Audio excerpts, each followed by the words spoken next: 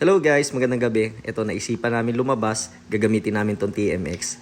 Dalawa kami ni Denise. Maghanap daw kami ng something na pwede namin makain ngayong gabi. Pang snack ba? May naalala ko, meron nga palang malapit dito na Boss Coffee. Kaya pupuntahan namin ngayon. Sabi ko nga kahit ako na lang, kaso makulit gusto talaga sumama. Kaya yun, pinasama ko na kahit buntis. Sabi ko magdahan-dahan na lang kami para kahit paano babawasan yung tagtag. So paano? Tara, let's go! Engines for the night is bright. City lights are burning bright. What we're burning, tires squeal. Chasing dreams, it's all so real. Motorcycles speeding fast. Girls in leather, shadows cast. Wind is rushing through my hair. Freedom's calling everywhere. Money flying high tonight. Luxury life's in our sight. Riding wild and endless chase. Feel the thrill in my race.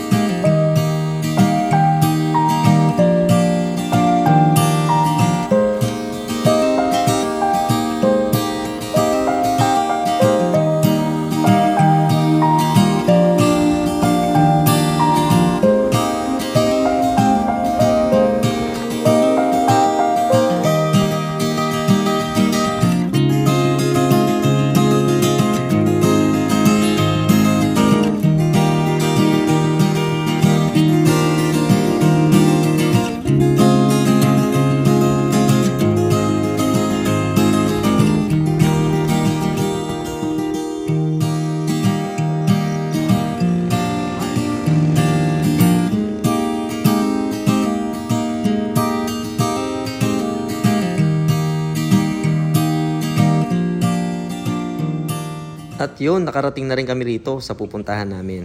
Kung napansin nyo nga pala, parehas kami naka-reflector vest. Kasi nga pala dito sa norte, pag babiyahe ka ng nakamotor, kailangan yan. Requirement yan. Kasi ang ibang kalsada rito ay sobrang dilim talaga. So, dagdag na rin sa safety yun. At eto, papasok na kami para makapamili na ng pwede naming mabili, makain. At pasalubong na rin sa anak namin si Alexandra. Panigurado yung nag-aabang yun kasi gusto rin talaga nun sumama Hindi lang namin pinayagan.